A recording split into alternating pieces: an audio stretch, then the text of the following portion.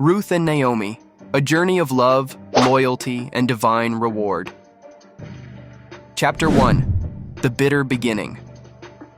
In the land of Judah, where the sun dipped golden over the hills of Bethlehem, there lived a woman named Naomi.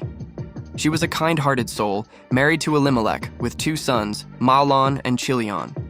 Due to a severe famine in their homeland, Naomi and her family moved to the distant land of Moab, hoping to survive and find better days.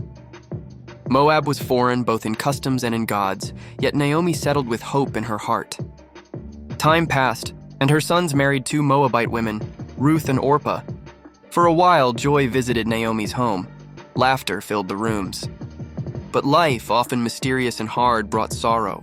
First, Elimelech died, leaving Naomi a widow. Not long after, both her sons died too, leaving Ruth and Orpah widowed as well. Grief held Naomi's heart like a vice. With no husband, no sons, and no grandchildren, she felt utterly empty. She decided to return to Bethlehem after hearing that the Lord had visited his people and provided food again. Chapter 2. A Tearful Choice. With a heavy heart, Naomi prepared to leave Moab.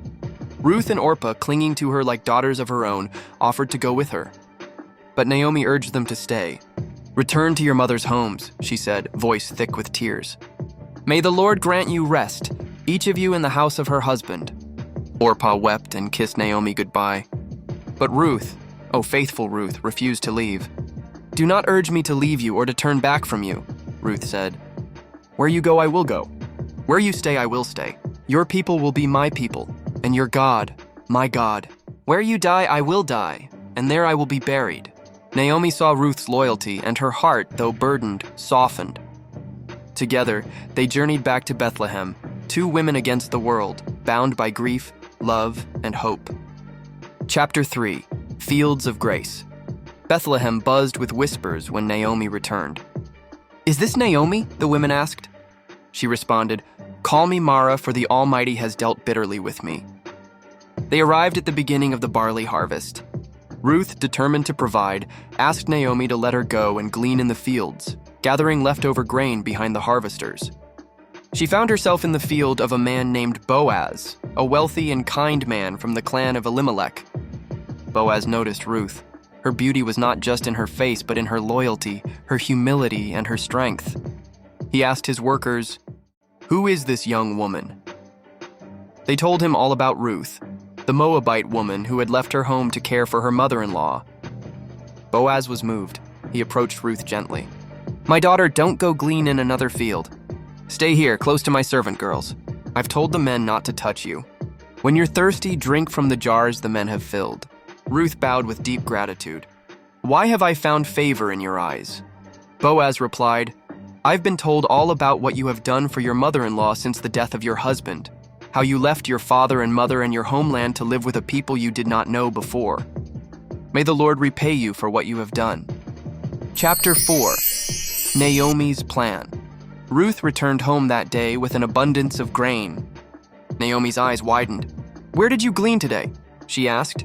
"In the field of a man named Boaz," Ruth replied. Naomi's heart stirred. "The Lord bless him," she exclaimed. "He is one of our guardian redeemers." A guardian redeemer was a close relative who could redeem a family's name by marrying a widow and restoring property. Naomi saw God's hand in it all. She devised a bold plan. "Wash, put on perfume, and dress in your best clothes," she instructed Ruth. "Then go down to the threshing floor. Wait until Boaz has finished eating and drinking.